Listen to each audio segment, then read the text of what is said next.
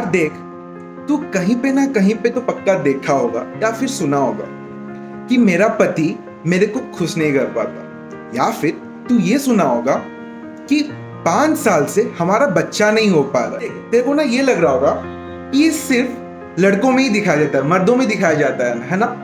Actually वैसा नहीं है, ये लड़कियों में भी दिखाई देता है और लड़कों में भी दिखाई देता है। बल्कि कुछ कुछ कंडीशन ऐसा भी होता है कि नॉर्मल स्टिमुलेशन से एक फीमेल को वो डिजायर अचीव नहीं होता है, उसे ओवर स्टिमुलेट करना पड़ता है ना।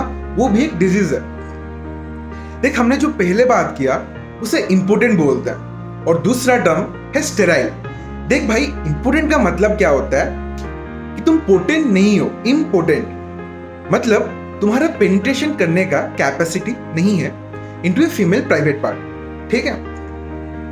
और स्टेराइल मतलब क्या होता है कि तुम्हारे अंदर वो बीज नहीं है जो एक फीमेल को बच्चा करने में हेल्प करता है, मतलब जो बच्चा कराता है, ठीक है। तो इंपोर्टेंट और स्टेराइल दोनों अलग अलग वर्ड है, ठीक है। देख, स्टेराइल एक मेल भी हो सकता है जिसका पास वो पावर, वो जो जिससे वो बीज नहीं है जो एक फीमेल को कंसीव करने में हेल्प करता है। और ये लड़कियों में अगर बीज लड़का होगा भी, अगर लड़की का अंदर वो कैपेसिटी नहीं है कि वो प्रोड्यूस कर पाए बच्चा, तो ये बहुत लड़का और लड़की में दिखाई देता है। देख भाई, तुझे हैरान होगा ये जान के कि लोगों का दो दो प्राइवेट पार्ट होता है, उसे डबल पेनिस बोलते हैं, है ना।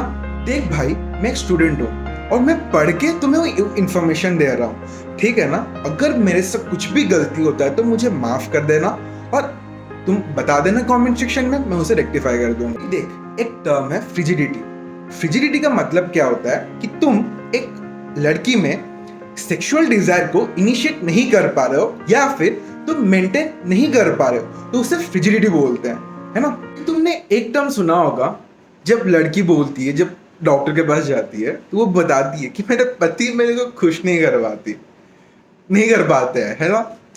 और तुमने मार्केट में बहुत चीज देखा होगा, जैसे कि हॉर्स कैप्सूल, थॉर का हैमर, है ना। भाई मेरे को भी हंसी लगता है ये सब चीज सुन के, बट ठीक है, मैं मेडिकल बैकग्राउंड से बिलोंग करता हूँ, कोई नहीं। भाई देख, एक्चुअली होता क्या है कि बहुत सारा रीजंस होता है जिसलिए एक फीमेल सेटिस्फाई नहीं हो पाता है एक मेल से या फिर अपने मर्द से। भाई देख, लेकिन उसमें से एक रीजन है कि प्री मैच्योर इजैकुलेशन। देख भाई, प्री मैच्योर इजैकुलेशन मतलब क्या होता है। देख, जब तू अपना प्राइवेट पार्ट, जब लड़का अपने प्राइवेट पार्ट को इंसर्ट करता है, उससे पहले भाई कोई लोग ऐसे होते हैं जो लड़की को देखने से ही पलक झपकते ही उनका इजैकुलेशन हो जाता है ना।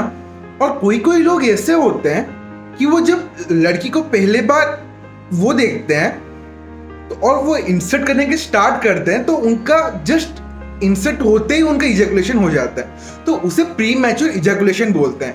प्री मैच्योर मतलब मैच्योर कब होना चाहिए, थोड़ा लॉन्ग लास्टिंग होना चाहिए था, बट वो नहीं हो पाया, है ना। वो जस्ट जब इंसर्शन हो गया वो तभी इजैकुलेशन हो गया, तो वो ऑब्वियसली वुमेन को सेटिस्फाई नहीं कर पाता है ना। तो बहुत सारा रीजंस होता है जिसमें से ये फैक्टर जो होता है प्री मैच्योर इजैकुलेशन बहुत बड़ा रोल प्ले करता है। और इसी चीज के लिए अभी जो आता है लॉन्ग लास्टिंग कैप्सूल, जैसे कि हैमर का थोर, वो तो मैं जानता नहीं, वो तो, पर क्या होता है कि वो सेंसेशंस को डिक्रीज कर देता है, और वो जब सेंसेशन डिक्रीज हो जाता है तो वो तुम्हारा जो प्रोसेस ऑनगोइंग होता है वो थोड़ा लॉन्ग लास्टिंग होता है ना, जो कि एक फीमेल को प्लेजर देता है। देख भाई, अभी हम समझते हैं जो इंपोर्टेंस है और जो स्टेराइल है वो कौन सा रीजंस के लिए होता है ना। देख भाई, पहला जो फैक्टर है वो एज के ऊपर डिपेंड करता है ना। देख, ये एज जो है ना बहुत बड़ा क्रूशियल रोल प्ले करता है ना डेवलपमेंट का, है ना। प्यूबर्टी के बाद, अगर प्यूबर्टी के बाद पेनिट्रेशन हुआ तो उसमें स्पर्माटोजोआ रहते हैं, लेकिन प्यूबर्टी से पहले वहां पे स्पर्माटोजोआ नहीं रहते हैं, जो कि हेल्प करते हैं एक बच्चा का फॉर्मेशन में। देख भाई, एज बहुत बड़ा रोल प्ले करता है। माना कि फीमेल में वो डिक्रीज हो जाता है चांस ओव्यूलेशन का, लेकिन मेल में ओल्ड एज में भी स्पर्माटोजोआ रहते हैं जो कि हेल्प करते हैं एक बच्चा का फॉर्मेशन को, कुछ कुछ कंडीशंस ऐसा होता है कि जहाँ पे तुम्हारा पेनिस राइट एज में राइट टाइप ऑफ डेवलपमेंट नहीं कर पा रहा है, और कुछ ऐसा डिजीज भी है जहाँ पे तुम्हारा जो प्राइवेट पार्ट है वो ज्यादा एडवांस्ड प्रोग्रेस कर रहा है रादर देन तुम्हारा वो एज में। जैसे कि एक एग्जांपल है, उसे बोलते हैं मैक्यून अल्ब्राइट सिंड्रोम।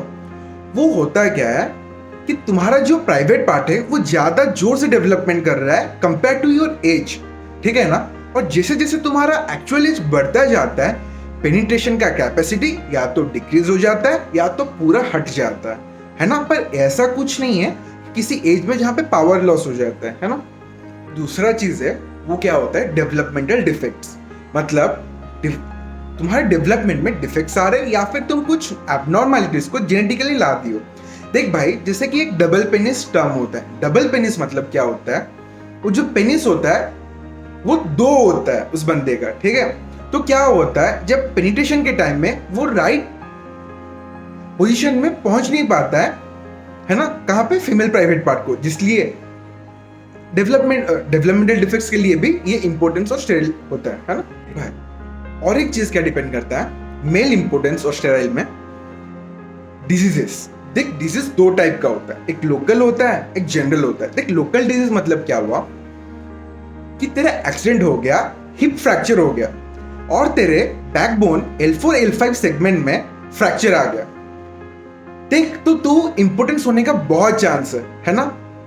अगर तेरा तबीयत खराब हुआ है ना, तेरे को फीवर हुआ है, तो ऑब्वियसली तेरा वो जो इन बॉडी को उसी टाइम पे तबीयत को ऊपर ध्यान देना है ना। वो तभी ये नहीं सोचेगा कि मेरे को अभी ये काम करना है। तो जनरली जब तुम तबीयत खराब हो जाता है तभी इसका कैपेसिटी कम हो जाता है ना। अगर तुम स्टीरॉइड्स लेते हो या फिर कुछ एनाबॉलिक्स लेते हो या फिर कोकेन वगैरह खाते हो या फिर हेवी क्रोनिक स्मोकिंग करते हो, तो तुम्हारा इंपोर्टेंस होने का चांस बहुत बढ़ जाता है ना। लेकिन इसी पे एक कंडीशन आता है जिसे बोलते हैं सैटाइडियासिस। देख भाई, इसमें क्या होता है, सेक्सुअल डिजायर करने का बहुत मन करता है। ये एक ऐसा कंडीशन है जहां पे एक बंदे को बहुत अर्ज आता है सेक्सुअल एक्टिविटी करने के लिए, है ना भाई। और एक चीज है साइकिक डिसऑर्डर। साइकिक मतलब रिलेटेड टू माइंड, है ना भाई। देख, उसमें क्या होता है, एक तुम्हें बहुत सारा डिजीज का नाम बताऊंगा जो कि तुम्हें बहुत इंटरेस्टिंग लगेगा। देख भाई, एक बोलते हैं फर्स्ट नाइट इंपोर्टेंस या फिर उसे बोलते हैं हनीमून नाइट इंपोर्टेंस। क्या होता है, शादी के बाद एक लड़का का प्रेशर रहता है कि वो अपने पत्नी के साथ, है ना, वो फंक्शन कर पाए। बट होता क्या है कि वो प्रेशर के लिए उसी टाइम पे जब वो इवेंट ऑकर किया जाता होता है वो इजैकुलेशन नहीं कर पाता है ना, या फिर उसका इरेक्शन नहीं हो रहा है, तो उसे बोलते हैं हनीमून या फिर फर्स्ट नाइट इंपोर्टेंस। और दूसरों का ऐसा ऐसा मतलब है। और एक दूसरा कंडीशन है, उसे बोलते हैं क्वाड होए सिंड्रोम। देख भाई, उसमें होता क्या है कि एक लड़का का एक पर्टिकुलर लड़की के साथ इरेक्शन या फिर सेक्सुअल डिजायर नहीं बन पाता है, लेकिन उस बंदे को जब टेस्ट किया जाता है तो वो अलग लड़कियों के साथ उसका बनता है, बट उसी पर्टिकुलर लड़की के साथ उसका सेक्सुअल फंक्शन या फिर उसका इरेक्शन नहीं हो पाता है। ये जान के हैरान होगा कि मेरे बुक में ये लिखा है कि 6 साल 6 महीने की बच्ची एक फुल टर्म बेबी को बर्थ दी है, और ये भी है कि 63 ईयर ओल्ड वुमेन का अभी तक मेंस्ट्रुएशन हो रहा है ना। तो अभी जानते हैं cause of importance and sterile in female. Female में क्यों होता है। देखो, फीमेल ये सेक्सुअल फंक्शन में एक पैसिव रोल प्ले करती है। इसका मतलब क्या है, मेल एक्टिव रोल प्ले करता है, फीमेल को ज्यादा एक्टिव फंक्शंस नहीं करना पड़ता है, क्योंकि वो सिर्फ इंसर्शन के लिए होता है ना, बेसिकली। तो क्या होता है, क्योंकि फीमेल पैसिव रोल प्ले करता है तो उसका थोड़ा बहुत एडवांटेजेस है compare to the person who place active role, है ना। देखो, तुम्हें ये जान के हैरान होगा कि कोई कोई लड़कियों का वजाना ही नहीं होता है ना, उनका वजाना ही डेवलप नहीं हुआ है, या फिर और एक चीज है जिसे बोलते हैं टर्नर सिंड्रोम। उसमें क्या होता है, टर्नर सिंड्रोम में वो एक पर्टिकुलर वुमेन को इम्पोर्टेंट एंड स्टेराइल बना देता है। और एक चीज होता है साइकिक डिस्टर्बेंसेस, मतलब रिलेटेड टू माइंड, है ना। एक कंडीशन है जिसे बोलते हैं वैजिनिस्मस, है ना। उसमें क्या होता है, वजाइना जो होता है वो बहुत जोर का स्पैज्म, इतना जोर से कॉन्ट्रैक्टेड रहता है ना कि उसमें कुछ इंसर्शन हो ही नहीं सकता।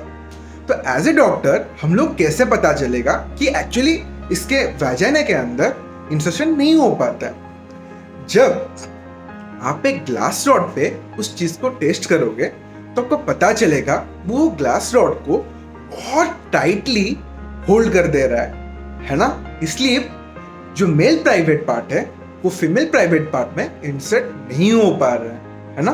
देखो, अगर प्रॉब्लम हुआ है तो सॉल्यूशन तो निकालना चाहिए, और जो कि हमारा साइंटिस्ट निकाल चुके हैं उसे बोलते हैं आर्टिफिशियल इंसेमिनेशन। देखो, आर्टिफिशियल इंसेमिनेशन मतलब क्या है? आर्टिफिशियल मतलब not the process of naturally नहीं होता है। आर्टिफिशियली क्या किया जाता है, सीमेन को निकाला जाता है, सर्विक्स, वजाइना या फिर यूट्रस में रखा, इंसर्शन किया जाता है ताकि प्रेगनेंसी हो सके और वो कपल को एक बच्चा प्रदान कर सके, है ना। और फिर दूसरा मेथड है टेस्ट ट्यूब बेबी, आपको तो बहुत सारे को पता होगा, आईवीएफ, है ना। और फिर क्या होता है, फिर एक कंसेप्ट है जिसे बोलते हैं सरोगेट मदर। देखो, सरोगेट मदर का मतलब क्या होता है, एक कॉन्ट्रैक्ट होता है जिसमें ये साइन किया जाता है कि जिसका बीवी को पोटेंट नहीं है, मतलब जो बच्चा देने के काबिल नहीं है, वो क्या कर सकता, और लेकिन लड़का पूरा सही है ना। तो वो क्या कर सकती है, एक कॉन्ट्रैक्ट है, उसमें वो साइन करना पड़ता है। एक सरोगेट मदर होता है जिसे कुछ पैसा देना पड़ता है, और वो उस कॉन्ट्रैक्ट में ये साइन किया जाता है कि वो जो बच्चा अपने पेट में वो पालेगा वो दूसरों को देना पड़ेगा उसे, अकॉर्डिंग टू लॉ, ठीक है ना। तो ये सब चीज मेथड्स है अगर आपका पति या फिर पत्नी इंपॉर्टेंट है और आप एक चाइल्ड को बियर करना चाहते हो, है ना। बट देखो, तुम्हें पता होगा कि इतने सारे चाइल्ड ऑर्फन्ड है, पर तब भी लोग इतने कॉस्टली प्रोसीजर्स को क्यों जाते हैं, है ना। वो तो फन से भी जो चाइल्ड जिनका पापा मम्मी नहीं है या फिर कुछ रोड एक्सीडेंट्स में उनका डेथ हो गया, वो तो उन्हें भी रख सकते हैं। देखो, ये सच है, पर तब भी ये सब मेथड्स बहुत बढ़ रहे हैं क्योंकि एक जेनेटिक होता है, और जेनेटिक में बहुत चीज होता है, और कोई पेरेंट्स एक्सेप्ट ही नहीं कर पाते हैं कि वो अपना चाइल्ड है, तो वो लेटर स्टेज में बहुत कॉम्प्लिकेशन हेल्ड करता है ना। तो ये सब चीज के लिए ये मेथड निकल चुका है, लेकिन एज ए डॉक्टर तो मैं तुम्हें ये बोलना चाहूंगा कि अगर किसी ऐसा होता है तो ट्राई करोगे यार, ऑर्फन चिल्ड्रन को, एक ऑर्फन एज से बच्चों को रख के उन्हें हेल्प करो, है ना। और अगर मेरे से कुछ गलती हुआ तो मुझे माफ कर देना, क्योंकि मैं अभी भी स्टूडेंट हूँ और मेरे बुक्स में जो लिखा है मैं उसी के हिसाब से आपको बोलता हूँ। Thank you for watching, bye bye.